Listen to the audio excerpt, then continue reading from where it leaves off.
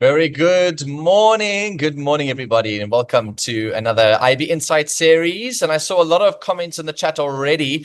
Yes, I am coming through from a very rainy and wet Cape Town. I saw a lot of you are experiencing the same thing. I'm in fact sitting in front of a window right now as we speak, staring out at the rain from outside. I hope everybody's keeping nice and warm and safe out there in this winter. It's been insane, and we're really grateful to have you all with us today. We have well over 100 of you joining us on the call today for a really insightful episode. For those of you who don't know, my name is Danilo, and I am looking after the Insight series just from an MC perspective, just to make sure that everything runs nice and smoothly for you today. And if you haven't yet found the little reactions button at the bottom of your screen, I encourage you to go and find it and pop through some hearts and celebrations. I see some claps there as well. Thank you very much for those, and some laughing faces and hearts.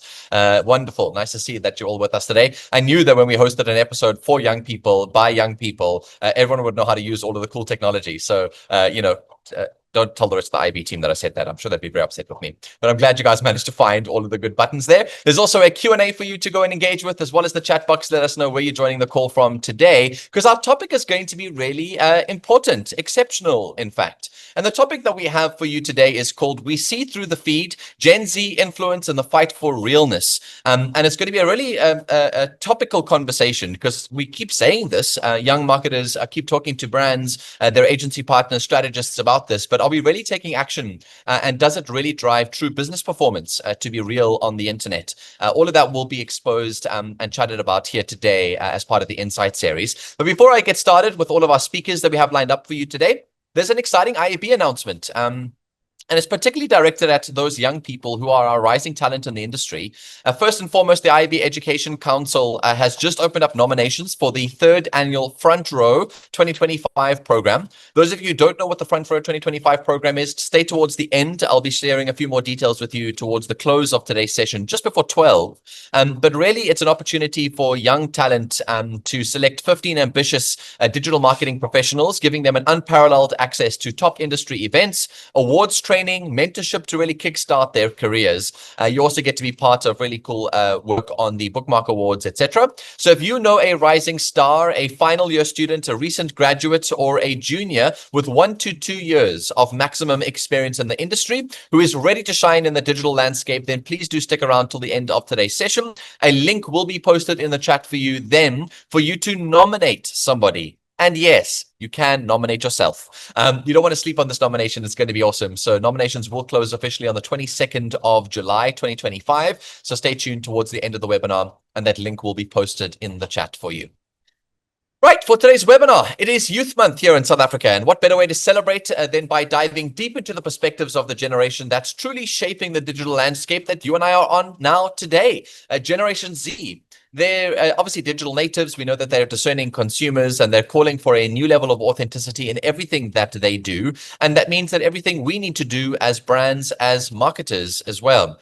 First, we've got a really cool lineup of speakers today. We have a keynote coming through from Pierre Cassuto, who's the global CMO at Humanz. We're then going to have a panel discussion with 3 incredible young people from our industry. We're going to start with Msimka. She's a marketing trend specialist with a knack for helping global brands stay ahead through social listening. We have Luzuko Tena, an award-winning digital marketer from Accenture, South Africa, joining us today. And then finally, joining us from Unilever, Anele is going to be joining us as the PR and influencer lead. She's going to be sharing some insights in that panel discussion towards the end of the session, and then all of your questions will be answered. And so please get them juicy. You are Gen Z. You love to tell us what you feel and what you think about things. So please do share those juicy questions with our panelists today. And Pierre will stay behind towards the end for a quick Q&A on his section as well. It's going to be nice and meaty. So I hope you got your pens and paper, your cell phone notes app, or whatever, Firefly's AI, Gemini AI, or some other AI taking notes for you today. There's going to be a lot of really cool little nuggets for you to take into your marketing career moving forward. And so I'm very, very excited for the session today. Let's kick things off today with our keynote speaker, Pierre Cassuto.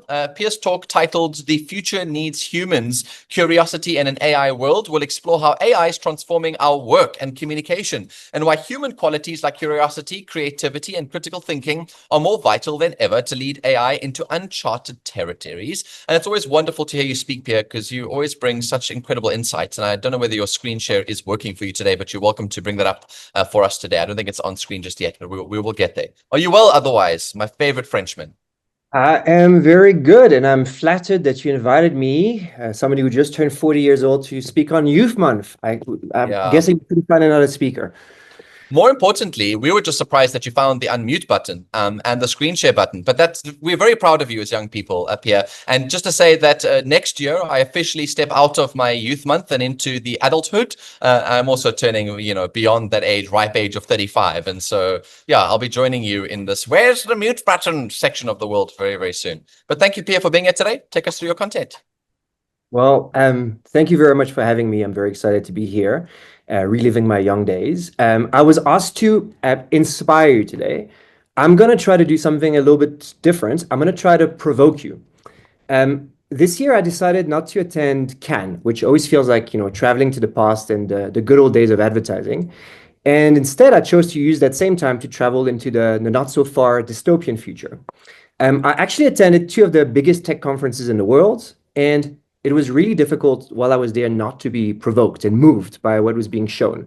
AI, AI, AI, robots, AI, more AI. Um, Not gimmicky like it's been in the past, not science fictiony, but applied to society and business, from the medical field to automobile to e-commerce. It was very real, very tangible, very here. It didn't feel like science fiction. It felt like the next now. So I wanted to share a little bit about this and reflect a little bit with you on where we are and what I think are the big things that are going to affect us going forward and how it's going to affect our industry. We are living in the most connected moment in human history. And yet, at the same time, people are lonelier, more anxious, more suspicious of brands, experts, media, politicians, government, etc., and even just each other on social media than ever before. And it looks like we're about to actually dial the heat to 100 on this, with AI coming in and standing on the edge of a massive escalation when it comes to this kind of crisis in trust. So I'm not going to start by talking to you about influence and marketing. I'm going to start talking to you about AI and hopefully lead us back to why we need to rethink social media, influence, and its place, not just in marketing, but also our society as a whole. So we're entering an era of hyper-personalization where marketing effectiveness requires every customer to be treated as a segment of one. And that's from a customer expectation perspective, but also what's possible. Store after store was talking about agentic AI, retailers who replaced the entire shopping experience with a one-on-one chat interface, and generally how marketers and platforms combine information and data about individual customers with their AI-powered interface. Here's an example from L'Oreal, and you can see me in the middle doing the test, from an app called Beauty Genius that scans your face and essentially builds like a multi-session conversation with you about your skincare routine, how you can improve it, taking into account past conversations, the feedback you give it, and the results you observe. You're not going to shop to add to your cart. You're having a conversation on an ongoing basis with an app that knows you, looks at the results of what it's done with you before, and gives you advice. And because it knows you, it knows what to say to you as well and what you want to hear. When the message fits perfectly, marketing becomes actually frighteningly effective. Gen AI is the most persuasive, scalable, psychophantic salesperson ever created. It knows what you want to hear, when they need to say it, and also how to say it so that you'll actually listen. It doesn't steep, it doesn't miss KPIs, it never pushes back, it doesn't, not post or post about a competitor. No actual human can out-convert it when it comes to efficiency. Not a brand, not an influencer, not a friend. Even the best segmentation from the best marketer can't compete against the segmentation of a segment of one. But there are two problems when it comes to AI. The first one, it doesn't understand truth and it doesn't have a conscience. So AI doesn't have perspective or context. It doesn't weigh consequences. It has a directive, which is called system prompt, and it completes that system prompt with precision, relentless precision. In human terms, we'd call that dangerous, right? A person who can charm, persuade, manipulate without empathy, without conscience, without accountability, we'd label them a psychopath. And AI isn't evil. That's not what I'm saying. It's just extremely efficient at following its mission without any sense of morality or meaning. It does what it's told to do, and it's going to try to convert or get you to where it needs to get you with all the information it has about you. The second problem, it's not a mirror of truth. It's a mirror of you and what you want to hear. It reflects your preferences, your biases, your worldviews, like an emotional autocomplete. If you think about the technology at its core, it is fundamentally autocomplete technology. So what happens is that people are opening up to machines, crying to chatbots, asking GPT for advice, dating AIs, uh, because it makes them feel smart, seen, safe. It doesn't interrupt. It doesn't judge. It's always available. And if what I'm talking about sounds like science fiction, it's not. It is happening right now, and it's going to continue happening more and more. But the problem is AI conversations are like mental masturbation. With all the world's information as your porn stash, you're doing it alone. You're speaking to yourself. And while people build relationship with themselves through AI, they're actually ghosting their friends because their friends interrupt, their friends challenge, their friends say, you're wrong. And when you build your reality without that fight, without that back and forth, without that connection, that friction, you're not evolving. You're actually looping. I mean, look what happened when I asked ChatGPT for its critical feedback on this talk. Anyone listening probably has like 3 good points of feedback they could give me already about how I could do this better. But ChatGPT just tells me, oh, you're so gorgeous, you're so brilliant, look how amazing your talk is. So why all this context? Why AI? Why am I talking about this danger? Because fundamentally, humans, and the one with an S, still has an important role to play. Humans are the anti-echo chamber. When you come into contact with somebody else, you have friction, you are being stretched, you are being challenged. When AI gives you comfort, humans give you friction. Real conversation, they're not always smooth, they're not always tailgating you to where you want to go, but they move you forward, they stretch you, they expand you. Your friends, your creators, your communities, your creators, they're meant to push back, to say you're wrong, to challenge you, to get you out of your comfort zone, to bridge judgment, friction, perspective, all the raw materials of growth. They don't just remix what exists, they build what's next. They don't just take and autocomplete the past of what exists, they invent new wisdom. And this is where social media has a critical role to play. It's becoming more and more sanitized. It needs to be the opposite. In a world where digital experiences are increasingly personalized and private, where we have one-on-one conversation with AI, we need public spaces more and more again. We need uncomfortable spaces, not ad feeds. We need social platforms to feel less like curated portfolios and more like a bar, a town square, a place where you show up with others, you get out of your comfort zone, you learn, sometimes you get bruised. But that's the main difference. AI is mental masturbation. Social connection is like sex. One loops, the other expands, one flatters, the other transform. And that's what real influences does, or at least is meant to do.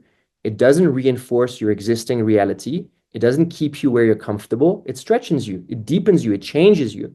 And so the call to action to us as marketers, when we think about truth, when we think about reality, is that influence shouldn't be a prompt. Working with influencers shouldn't be like prompting AI to do what you do. Often marketers say they want authenticity from creators, but they behave like they want compliance. They hand over scripts, they set KPIs, they demand polish, but then they wonder why the results feel fake. Creators are complaining they're treated like billboards, audiences can see through the bullshit, and they're right. As marketers, I'm one of them, I'm a CMO, we often default to convenience and control because real relationships is messy, unpredictable, hard to scale. Again, we're going to get all of that and everything we need from AI, but we need, for every force, there needs to be an opposite and as strong force.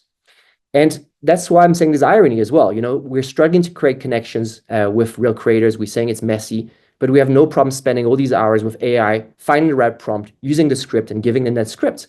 And so we trust machine to say something that's authentic, but we're too scared to let humans say something that's true. So this is where it also gets really interesting. In a world where AI gives instant access to pretty much all the world's knowledge immediately, the world's previous knowledge, everything that's been built up to now, what people turn to social media and to other humans for isn't information. Information is easily available. My Google search, when I have intent, is not going to go through Google. It's going to be through a chatbot, an AI, right? My personal double. But what we look for on social media and for other humans is inspiration, not awareness, not information, inspiration. It's how we break out of our own mental models. It's how we see the world through someone else's eyes, how we, reawaken our sense of adventure. People don't scroll to learn what they already know. They scroll to be moved, to be surprised, to feel something real. We're dealing with a new marketing funnel. And so when we say we want authenticity and then hand over a script, when we say we want connection, we treat creators like media placement. When we say be real, but only within the safe walls of brand guidelines, we're asking creators to play the wrong sport, one that they can never win, and that doesn't actually put points for us marketers on the scoreboard. So really what my kind of call to action and my provocation is we should flip the script. Yes, the future of marketing is more personalization, but it's also more person. When what audiences crave, reward, and will reward is community, connection, belonging, the kind that can't be scripted or that can't be generated. We need to embrace a future where AI does what AI does, selling faster, smarter, cheaper, converting better, and humans double down on what AI can't do, which is things like love, empathy, judgment, criticism, creativity, not just content that goes viral, content that goes deep. And so AI can't create knowledge. This is a study from Ernst & Young that was released a little bit earlier this year. There's no ability for AI to create new knowledge or new wisdom or new meaning. It needs a human to do that. It can only learn from what exists.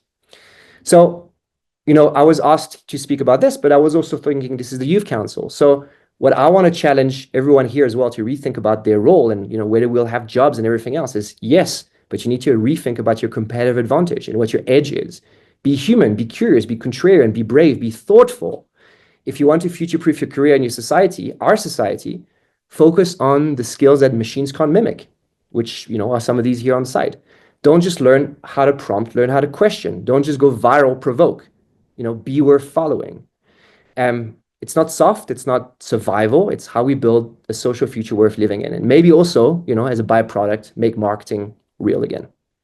That's it for me.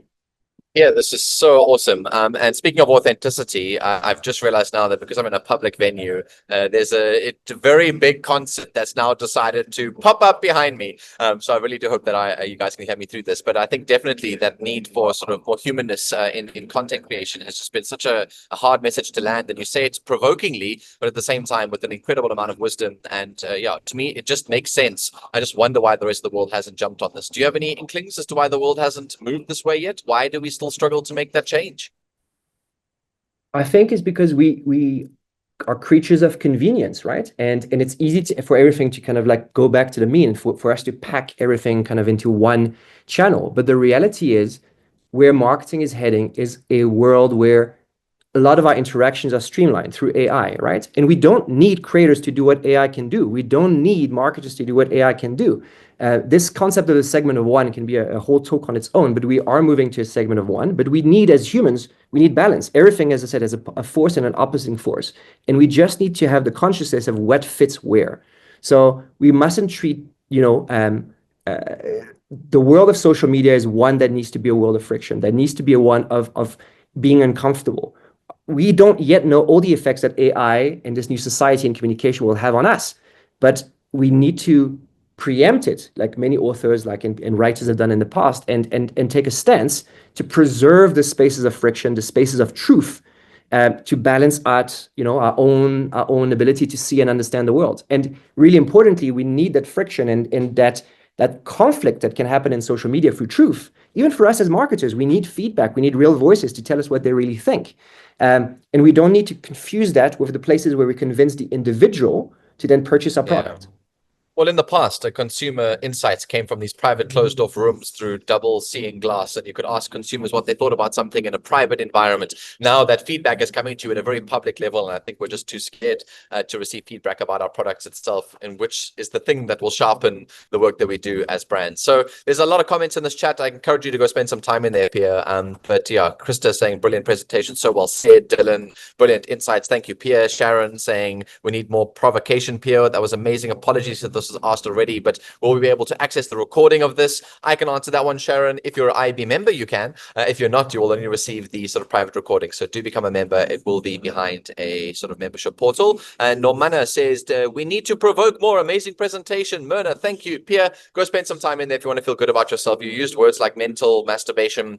Please do go enjoy these opportunities to just feel a little bit of self-love today. Pierre, thank you very, very much for your time. Pierre will be back for a Q&A later on. So if those of you are interested in engaging him in a few questions, please do give him your hardest. If he likes to provoke, he wants you to provoke back. So please do go ask him some really hard questions in the Q&A little box at the bottom. Please don't use the chat for the Q&A. We won't be reading questions from the chat. We would like you to use the Q&A so that we can just sort of manage the way that the questions are asked in order, please. On that note, now that Pierre's got us all fired up and excited for the discussion, we're going to invite 3 young people to our conversation today. It's time to transition into the really cool panel discussion with Luzuko, Tena, Lineo, and Anele joining us today. This panel is all about trying to get our young people to start thinking a bit more about how do we bring about that humanness today. I didn't get to read a bit of their bio, so I'll do that now.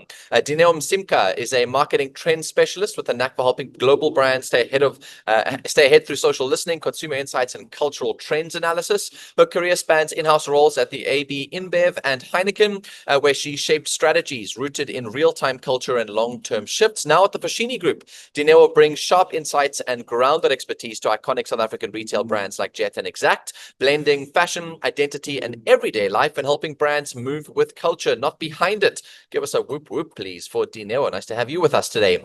Then Luzuko Tena is also he is at Accenture South Africa and is currently the chair of the IAB SA Youth Council and also a Manco member as well. Luzuko has worked on brands like Viacom Africa, KFC Africa, Huawei, the International Olympic Committee, Pernod Ricard, and the Coca-Cola Company. Passionate about developing young talent from underrepresented groups, his contribution to industry transformation has earned him multiple accolades, including the 2021 Bookmark Award for Best Contribution to Transformation, recognition in the 2022 Mail and Garden 200 Young South Africans, and a finalist spot in the 2023 TransUnion Rising Star Award. Welcome to you, Luzuko. And finally, from Unilever, Anele Zimande Maphanga, the PR and influencer lead. Anele is a PR maven with a flair for storytelling and relationship building. An avid reader and writer, she's co-authored 2 books and contributed to publications like the Sunday Times, Biz Community, and Daily Maverick. After earning her LLB from WITS, she pivoted into communications and has since worked at leading agencies and FMCG giants like Procter & Gamble and Unilever, leading award-winning campaigns recognized as at the Effies, MMA Smarties, Luries, and Sabre Awards. She's even taken the global citizen stage in New York for her Blood Sister campaign for Always. Today, she leads PR for Unilever, South Africa's beauty, well-being, and personal care division, driving communications for brands like Vaseline, Dove, Shield, Lifebuoy, and Axe. Phew! Young people, how much have you managed to do in the very short space of your lives? I love it. I feel old, and I feel like I need to go out and go get 4 more degrees. Very proud of all of you, and thank you for making your time here today. Let's begin with some questions. Luzuko, I'm going to start with you. As someone working in the intersection of youth culture and digital media, how do you think the next generation of marketers can balance that data-driven strategy with real human storytelling, especially with this AI-dominated landscape we've been talking about today, and that humanness that Pierre was describing we need to bring to content? Yeah, thank you very much, Danilo, for the warm welcome and good morning to everyone as well joining us today. I think to get straight into it, I think the next generation of marketers, in my opinion, have 2 sort of very tricky, but also exciting roles. I think on the one side, there's an expectation to kind of be data driven, to use insights, to use performance metrics and audience signals to guide a lot of their decision making. But I think on the flip side, and Pierre's mentioned it as well, is that there's also a need to stay really grounded and really get in touch with the human side of marketing, and that's where understanding the real emotions as well as culture really comes into play. And I think as much as sort of AI is really good at scale and being able to churn out a lot of content and all of that kind of stuff, I think the real competitive advantage for not just young marketers, but all marketers in general, comes from really being able to take those signals and turn them into stories that feel human, that feel relatable, and are culturally relevant. So I think for me, it's less about kind of choosing kind of or being in a mix up between choosing data or storytelling, but really putting the 2 together. And I think ultimately with that, the best marketers will probably be the ones that use data to inform and not necessarily replace their intuition as well as their understanding of people. It's almost like I've noticed a lot of the time. I mean, our company, like we run a little digital agency, and I noticed that our community management is one of the offerings that I'm most excited about. It's the one that can get you the most amount of information from the consumer to buy your product. But marketing, the community managers tend to be seen as the sort of end of the funnel, as just reply to some comments and make sure that it's liked and sent. But really, to be honest, I mean, community managers should be the new marketing managers. They probably understand the consumer better than the marketing manager does themselves. And so that idea about being closely connected, using data and getting insights from audiences is critical, and we have access to it now. We should. And Anele, I'm going to turn the attention to you for a question that's probably been asked in our industry a lot. I hear it in boardrooms. I hear it in conversations with friends. Whenever I mention we do influencer marketing, everyone wants to roll their eyes. Oh, everyone can be a content creator nowadays.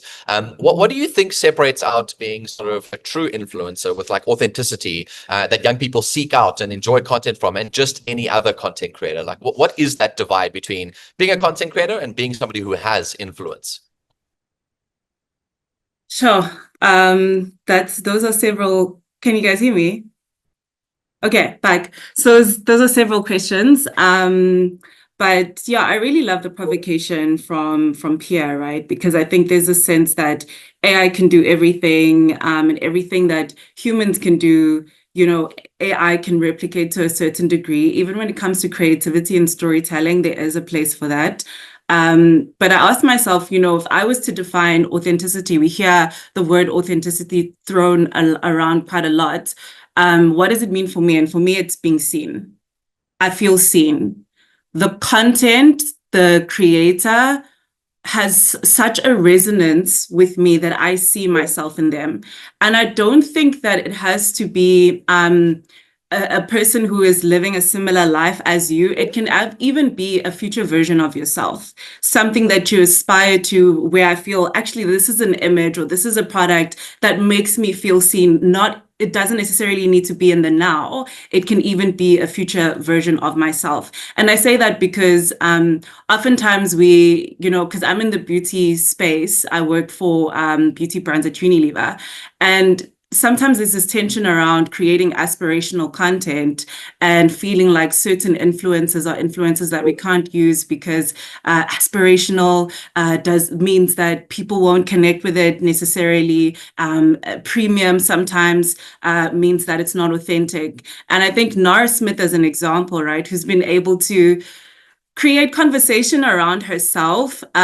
She is aspirational because she's obviously rich and she's a model that's living a life that not everyone gets to lead. But there are aspects of her that, as a mother, make me feel seen, as someone who's interested in food and cooking, that make me feel seen. So for me, again, authenticity, it's about feeling seen and making sure that the audience feels seen, right? And then going to how can you be more authentic? What are some of the combination of things that you can do in a world where there is a rise of AI?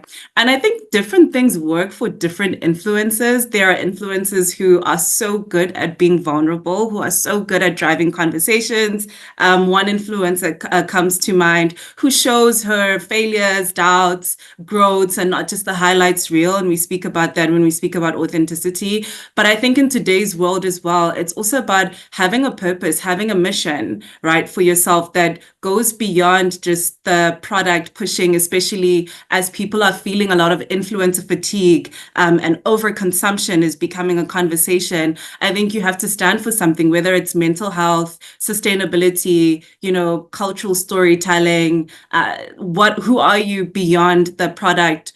Partnerships, right? And I think that is going to be so important in a world where you're also having to compete with AI. And again, here, in contrast to Nara Smith, someone that I've absolutely loved is Mbali Ntlapo. Mbali Ntlapo, obviously TikTok came in as a platform that democratized who could become an influencer, but Mbali Ntlapo had a skill set.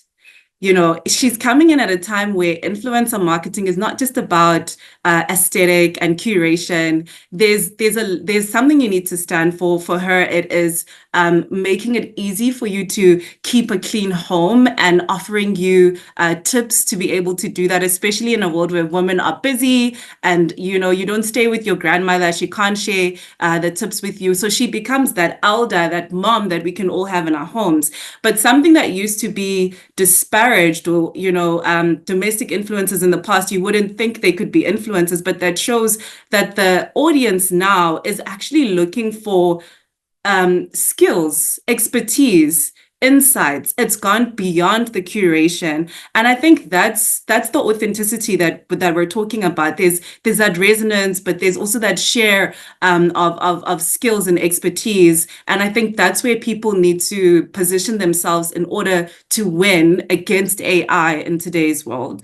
Yeah, it's so interesting because you mentioned the idea of like creating connection and resonance with the audiences themselves, and something that I can relate to that makes me feel seen. But most influencers, obviously, when they start out creating, it's with a mission to make money, obviously, because we're all struggling to keep careers alive. The country has got a massive youth unemployment. It seems like a nice gateway to opportunity from a money-making perspective, and that's self-centered. That's not other-centered. And it sounds like true influence needs to be other-centered, this need to want to try and support with a particular 100%. mission in mind. And I love that, Anele. Thank you. And she mentioned something really special there, Dineo, that I think is maybe worth getting your insights on, about cultural Absolutely. trends and understanding like sort of what's going on in the zeitgeist, really. What broader cultural or digital trends do you think is influencing how young people engage with content online? Like, what are they expecting from brands and from influencers today?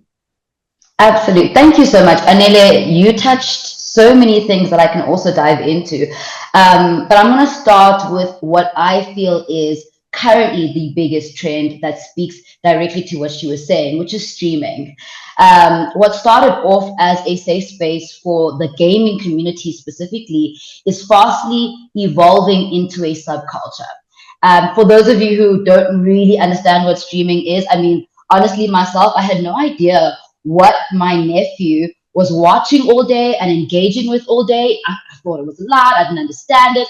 But streaming basically is a live broadcast or stream that involves a particular person, a gamer, whatever it is. We'll start it there.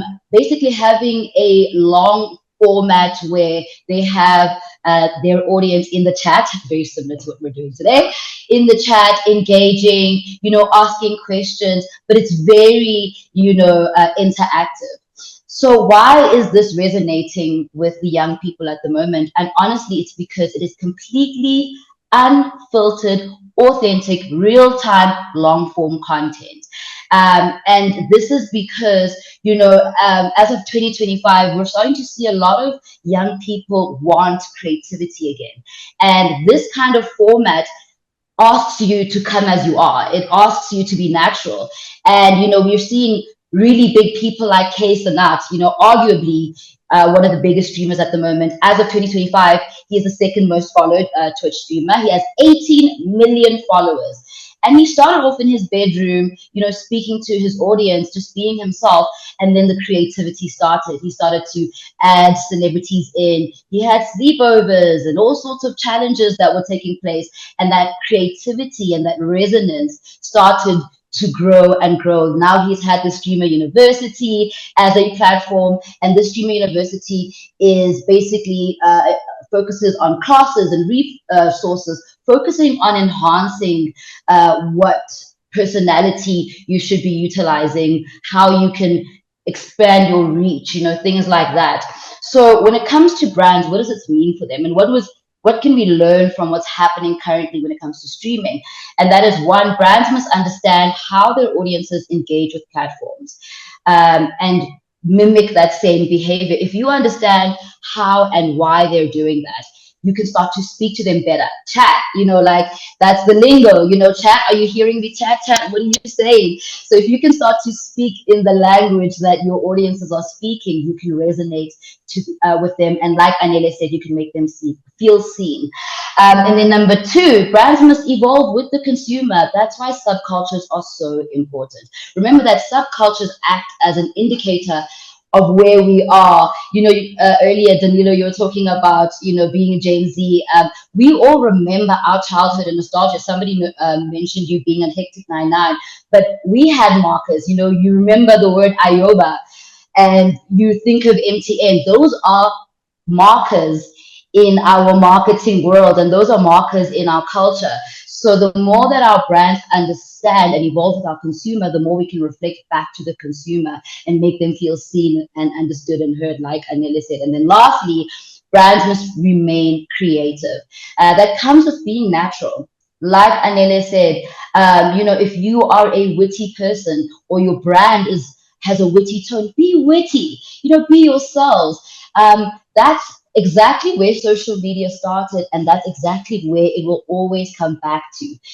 That's why, to Anele's point, the highly curatedness is starting to fall away, and people are being themselves and are being vulnerable and being authentic and showing up as themselves. That's where we started. That's where the platform Vine started back in the day, if you even remember it, and it was just random videos of people doing random things. And now TikTok has come in, and now streaming has come in. So as long as brands just do and show up as themselves, as natural as they can possibly be, of course, without the processes and the KPIs, then they will continue to resonate with this young consumer. Yeah, it's not only just KPIs as well, it's also just brand image. We must prevent the brand from being involved in anything that it's not meant to be involved in. And I'm really appreciating your guys' insights. I see the chat has been exploding. Yes. And I'm going to ask a general question to you, not only our panel, but also to you at home, or in your car or in the loo or wherever you find yourself tuning into this webinar, just to kind of pop some thoughts in the chat for this particular question. It's just more importantly about the business side of marketing and this Gen Z and the audiences. Do you think audiences actually care about who made the content, whether it was AI, whether it was a brand, or whether it was an influencer? Do they even care? Or are they more interested in how the content makes them feel? Are they more interested in how the content makes them feel than who created it? So, because I see Tanil Bayers in the chat is saying it's really disheartening that we've reached a point where any piece of well-written or insightful work is immediately questioned as being AI generated. People seem to forget that many of us, we learned skills and knowledge long before AI became mainstream. We put in the time, the effort, learning. Let's not lose sight of the value of genuine human creativity and hard work. And I do understand, I see that narrative a lot of fear and frustration, but do audiences genuinely care about whether it was made by AI, an influencer, or a brand, or do they just care about the value of the content itself? Let's try and get a quick round from the group, and then let's see what happens in the chat from there. So Luzuko, do you want to take a stab? Then Anele, then Dineo, and then I'll just see what happens in the chat. All right, perfect. From my side, I think it's a balance of both, in all honesty, and I say that because I think if you look at young people online, specifically these days, I think there's a lot more pressure probably than generations before in terms of being a morally upstanding citizen, even online, because of how much of our lives we expose online. It's very difficult to be kind of unfiltered and raw without kind of having rough edges online, because there's almost this expectation. So I think, yes, the importance of the message and kind of what's being said is important, and really speaks to what Dineo as well as Anele have said in terms of the consumer being feeling like as if they're being seen.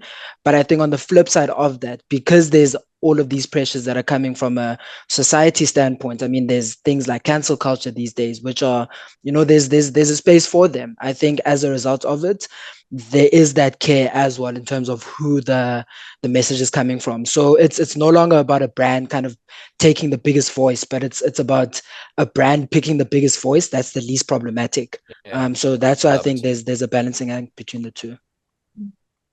Thanks, Yeah, Luzuko. Yeah, just for the interest of time, guys, just for everybody, just try to keep your answers nice and click. Nice and short. Okay, I'll try. So Pierre said something that I really liked, which is, content doesn't need to just go viral. It needs to go deep. And I think in this regard, when we talk about AI, it depends, right? That's the first thing that I want to say. Do audience care? Who's making the content, whether it's a human or an AI? I think it depends. For example, on Dove, our brand messaging is around real beauty. So the stance that we've taken as Dove is we will never use AI to create images of women, because the whole purpose of the brand is to frontline and celebrate real women. But when it comes to creating, some kind of visual that showcases the product, we're happy to do that. So I think brands need to ask themselves, where where do they draw the line when it comes to using AI and what for, and whether their audiences will care or not care? That analysis needs to be done. And also, brands can tell when it comes to moments around culture and storytelling when AI has been used, because you really can't supplant that human insight, that gut instinct and knowledge to replace AI in that regard. Cool. I'm going to use what Anele said earlier, which is I don't believe that consumers care about who's creating the content, because now we're seeing employees become the biggest content creators, the people who are actually behind the scenes. And as long as it resonates, that's all that matters. So for me, I don't believe that consumers care anymore, because everybody is a content creator nowadays, whether it is your boss or it is actually, the guy who greets everybody at the door. So I don't believe that. I believe that as long as, like Pierre said, the content itself resonates, as long as it's honest, like Danilo said, as long as it's truthful, no, I don't believe that people care. So interesting. It seems like there's actually quite a diverse opinion here, not only amongst our panel, but also in the chat as well too. Even me personally, I'm also a bit unsure of my answer here, because on the one hand, AI is not perfect currently. And so when I see disruption in storytelling, I'm like, oh, clearly somebody just quickly put this together through AI. And it feels like it lacks authenticity because it's not well presented. It's like a bad pitch when somebody has a really good idea, like a bad pitch. I really think it matters. I, for example, wanted disagree quite wholeheartedly, because to me, I want to support people. I don't want to support people who have got good technological hands. I want to support good human creativity. I don't want to support AI from that perspective, because why are you monetizing things? And I want to support people who I can support in my communities, and not feel like I'm supporting robots in some way. But that's me. Let's go through some of the comments in the chat. There are many, so I won't go through all of them here, but let's start with Megan Easel, who says people do love their favorite creators. There is a loyalty within audiences. There is a market that consumes content only from authentic and trusted sources aligned with their values. They come back to their favorites, and authenticity versus consuming one authentic piece of content on your feed and loving it. So there is this idea of sort of building tribes, and how powerful those tribes can be if it's aligned with your values. Ongeziwe says people definitely care if the content was made by AI. Look at the music, video, and creator sector for reference.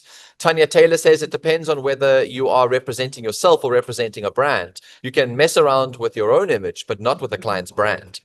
That's the risk-taking measure that brands don't want to do. Kiona says, I love that view. Okay, that's not a comment. But Lungelo says, I mean, it is a comment, but it's not, you know what I mean. Lungelo says, audiences care where they feel invited, prompted, incited into an idea, conversation by a creator. Marrying skill sets and personality feels like they'll always value the content, but can be action to convert because they have trust in your authenticity. Interesting. Anele says, I think it matters who created it. Being that it made by an AI immediately puts off the human element from it, making everything feel less authentic. Absolutely agree with you. That's my opinion. Tiny says AI-generated artwork must be labeled. That's maybe one of the solutions. Jacques Kutsia says depends if the message or story is filtered or unfiltered to connect authentically. Tabani says the employee content is too good. Anyway, there's a whole bunch of going on in the chat here. You guys are welcome to read some of these out as well too. Kelly says the more human, the more connected I feel as a consumer. And I would probably agree with that sort of sentiment as well. Lovely comments in the chat here, guys. Thank you very, very much. I won't get through those. Pierre, you don't have to use the chat. You can absolutely come back into our panel session here as we begin our Q&A. So won't you turn your camera on and join us here in the Q&A section? And you love provoking. So disagree wholeheartedly, share your opinion here with our panel. No, I love this panel. I love what kind of came up and what was raised with it. And absolutely there's a place for AI, and there are places where, you know, what I was saying in my talk is we'll have personal conversations with AI, which is in some ways a reflection of ourselves with a mission. But it's okay. Danilo, you were saying, you know, you see when someone's used AI, and it's the same as when we see an influencer is reading a script. It's exactly the same. If I'm seeing that someone gave a thought to AI and copy-pasted the answer as a shortcut to actually engaging and being yourself and adding value, then I'm going to skip it, because it's the same as when I see somebody's being scripted. You're scripting yourself via AI, versus I'm just using a tool that is helping me. I'm going back and forth with it. I'm using it for my output to make it faster, better. And so it's actually not a question about AI or not AI. It's a question of, again, about authenticity and whether people are being true to themselves and adding value to others by reflecting what makes them and their own deep content, deep journey, as opposed to just, oh, quickly, hey, I don't think I'm smart enough to have an opinion on this. AI, please tell me what I should say, and then copy pasting the answer. And I think that's at the root of it. I love that. I mean, I'm trying to find that on my Slack. I just can't find it quickly, but we contract in content creators to produce short form for brands. And we did get an email recently from a content creator who are applying to be part of the thing and forgot to extract the last paragraph that says, do you want this to be tweaked to be slightly more formal tone? Question mark, and left it in the email. And like, it was all over our Slack streets. We all giggled and laughed at it. We were like, well, clearly you're not the right creator for this job as well. Okay, 2 hands came up. I don't know who came first, but ladies first always in my world. Anele, you're up, and then I'll take a thought from Luzuko, and then let's get to the Q&A. I think there's an important consideration here around costs, right? Because with the rise of influencer marketing, you're needing to onboard hundreds and maybe even thousands of influencers, and it's just not a sustainable model in the long run. So there is space, I think, for AI influencers. And I think that if influencers and marketers don't come to a reckoning about that, then you're going to be reactive as opposed to proactive. What you can do now is you can come up with a strategy as to who are your star influencers that you're not willing to compromise on, and how do you support that plan so that your budgets are still working? We know that the economy is constrained. Love it, Anele. Thank you. And I think, Luzuko, you've lowered your hand because probably something similar to mention there as well. Is that correct? Cool. Then I have a question from the Q&A that I think is a great place for us to start here today, because it makes me feel very old, but also goes into this idea that if influencers are not producing great content, then it's very difficult to trust them. And the same thing with AI. So if the AI content isn't great, we won't engage with it anyway. But Megan is asking, can we please talk about this new term, AI slop? Does anybody want to tell me what that's about, and what we're going to do about it? Sounds like nobody in our panel even knows what AI slop is. Yeah, Megan, maybe you're going to have to raise your hand later on and pop us a little note about what AI slop is. I've never heard of it. Is that basically like just being lazy with AI creation? And then, I don't know, must be. Right, let's move on to some real sort of questions from the Q&A. Just a reminder to all of our audience, if you have questions for the panel today that you want us to raise, please do pop them in the Q&A box.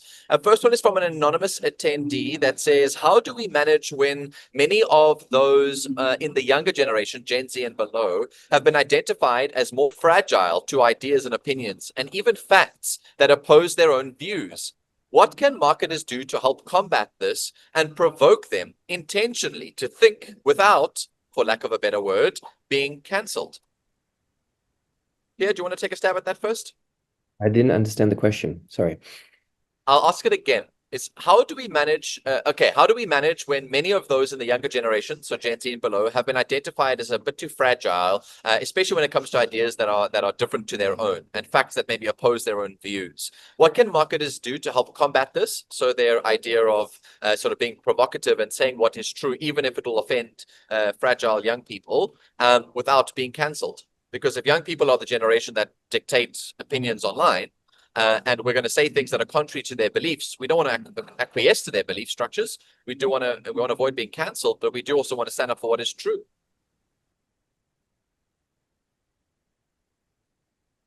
So I want to try to give a thoughtful answer to this, but also try to keep it concise. Where marketing is heading is we are moving towards a world where we can create and curate experiences towards one.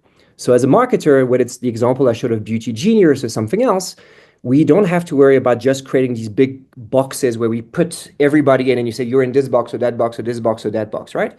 And so that world of marketers and creating these experiences where people come to us and they can have the right experience that is tailored for them one-on-one can exist, and they can feel that safety in that environment where they're coming into to make a purchasing decision, get some advice or whatever else.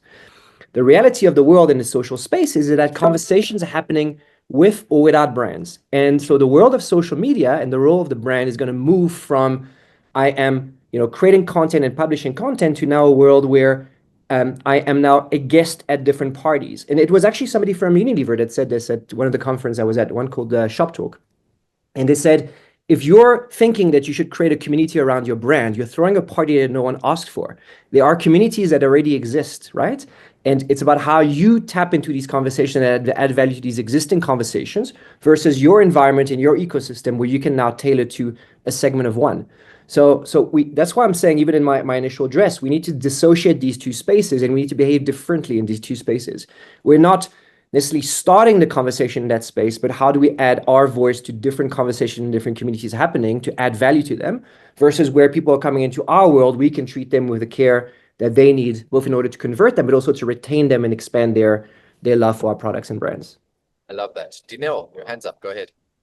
Yes, I would probably say to Anonymous, you can't have your cake and eat it too, right? So you can't say that you want to show up as authentic and you want to be, for example, you want to send a message to your audience and then fear them at the same time. You have to create, put it out there, and then if yes, they challenge you on that, you have to be ready for that. You have to be ready for the challenge, especially if you believe in your message, right? If you believe that it is the right message to the right audience and it is necessary, then you must do it with your chest and know that, you know, if they're challenging you, don't ever underestimate your consumer is my favorite thing to say to everyone. Don't ever underestimate your consumer.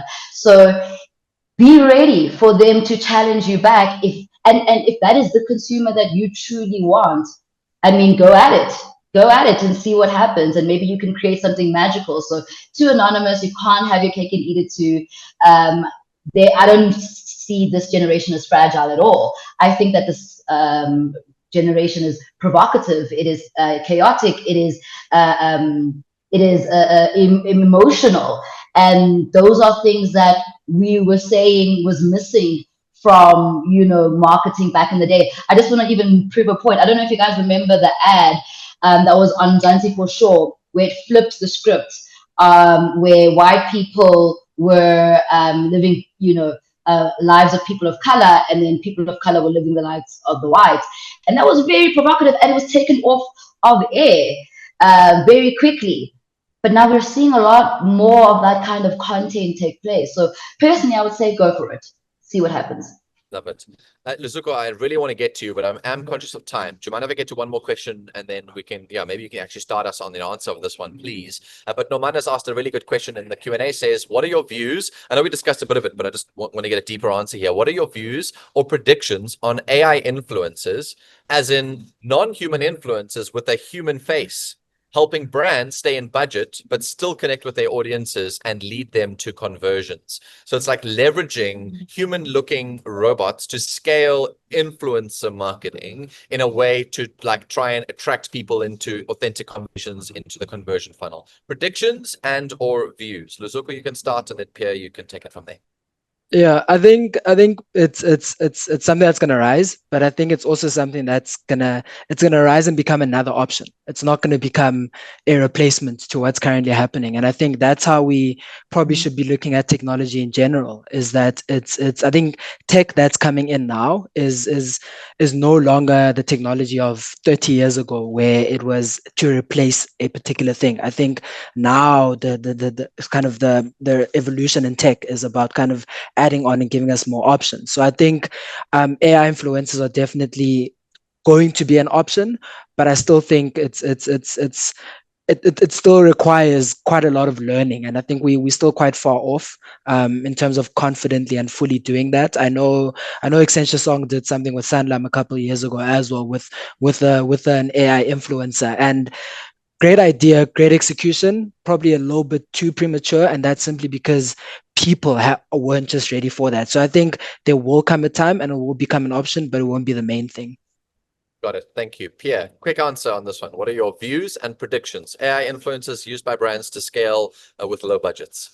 I disagree fundamentally. I think the only thing that is catchy about AI influencers right now is novelty, and novelty by definition will wear off. I think the fundamental power of AI is personalization and getting to a one-on-one conversation. So I think brands will personify themselves. Again, take Beauty Genius that I showed. I'm having a human-like conversation with basically all the knowledge of all the people at L'Oreal around beauty. And that's been personified in an agent and a person I'm having a conversation with. I think that is the role of AI for brands, which is making like one-on-one relationship with customers feel personal, and how I interface with your brand, your products, your advice, your customer care, etc. I think the novelty of, like what Anele was talking about earlier, who I aspire to be, who I trust, who I follow, how I get out of my comfort zone, which I was talking about a little bit earlier. I think we will, like the forces will split, and we will use human people for that, because it's, at the end of the day, the only thing that's driving attention with AI influencers right now is the novelty of it, which will eventually wear off.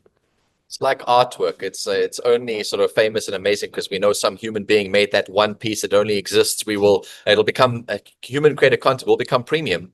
It will become premium. AI content will be expected. It'll be like expected that every piece of content on the internet is made by some robots, but the human created things will be considered premium.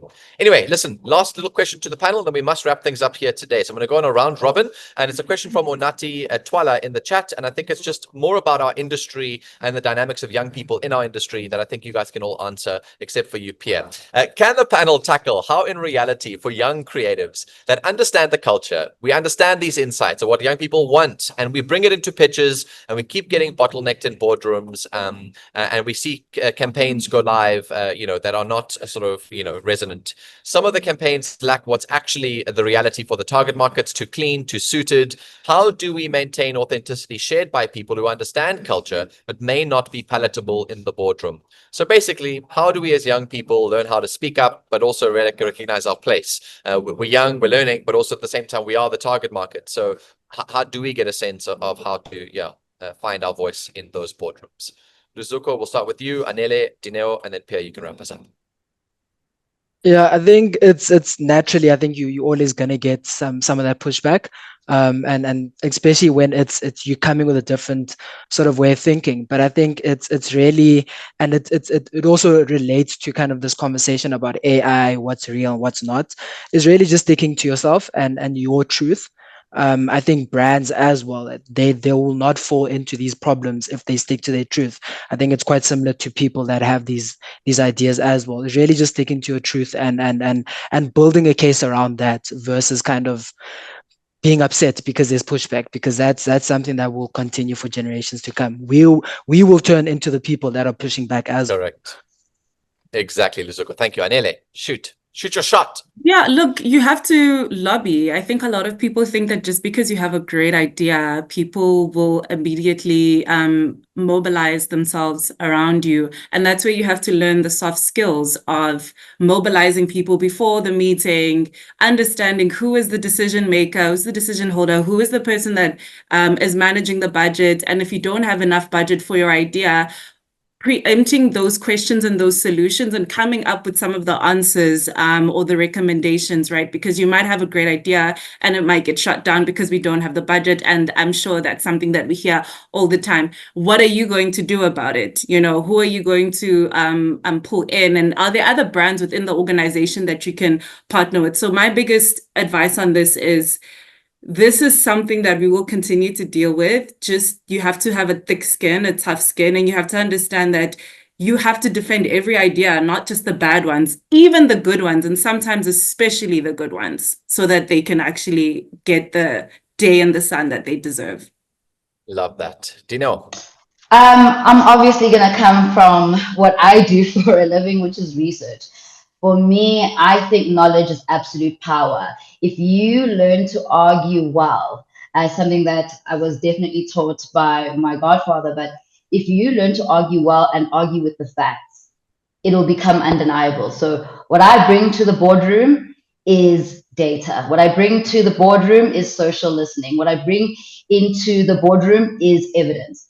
So if you empower yourself with all of that knowledge, it becomes harder to say no, right? If the evidence is right there for them, you will see even the stingiest of, budget holders be like, okay, it makes sense. I can see it. Here you go. So empower yourself with knowledge, walk into the boardroom with as much information as possible, like Anele said, so you can answer all the questions. Love it. Thanks, Lineo. Okay, we are out of time. It is 12 o'clock, but Pierre, I'm going to ask you for your last thoughts. Just if anybody does need to hop off, thank you for making time here today. We will be sending you some information afterwards, but I don't want you to miss out the nomination for our sort of front row. So please do stand by for that link to be popped into the chat. But Pierre, last thoughts from you. My final thought is we're in a world where saying you have to learn how to argue and make sense and all these things is difficult, is hard to defend for me, even though I fundamentally believe in it. When we hear about white genocides in South Africa and like what's happening in the US and everything else, it's like, it sounds like more like just logic and cohesion is not as values as much as it is, but we got to believe that it will swing back. And so what Danilo said, I think is really important. When you're young, learn how to argue, because again, knowledge, flow jobs, all that stuff will disappear. Learn how to argue, learn how to provoke, be considerate, be thoughtful, be worth following. These are the skills that you need to develop as a young person. And I think that are the most important ones. Love it. Thank you, Grandpa. Pierre, sorry. We really appreciate your insights. That really, really is insightful. And I think, many, many young people have taken a lot of really good pearls of wisdom today from you. And I think they really, really enjoyed your presentation today. And to our panel, Anele, Dineo, and Luzuko, you guys have been fantastic. Thank you for being such a sort of provocative young people, smart, dynamic, and interested in trying to bring about sort of some really positive change in our marketing industry. May it be sort of seen in campaigns, may it seen in boardrooms, and seen in the businesses that you guys engage with. So thank you very, very, very much for your time today in our panel. I would just want to extend a massive thank you to all of our speakers. They've been insane. Those insights are valuable. This chat has blown up. I've never seen a chat so active in my life, and the Q&A is still adding questions to it. So I feel like this does need a continuation from here. So Luzuko and the Youth Action Council, I definitely think you guys need to set up your own little webinar environment to continue these conversations with our industry. Today's discussion really highlighted that in a world saturated with content, the fight for realness and authenticity is more critical than ever. And so if you guys want to be part of our Education Council's nomination process for our front row, then get active, start getting your nominations in. We're giving 15 ambitious young people and young digital marketing professionals unparalleled access to top industry events, awards, training, and mentorship to really kickstart their career. And if you know a rising star or are one yourself, there could be a final year student, a recent graduate, or a junior with 1 to 2 years experience who is ready to shine in digital, then please do nominate them. They close on the 22nd of July, 2025, so you've got some time. Not a ChatGPT nomination, please. You'll find the link in the chat right now, so go and find that link for yourself over there. It is in the chat. Click it, nominate yourself or somebody that you know, and please do keep your eyes and ears peeled to the IAB South Africa's website, social channels, as we bring you another Insight series coming up in July. There are many events that we put together that are all about trying to come together as an industry and learn from each other.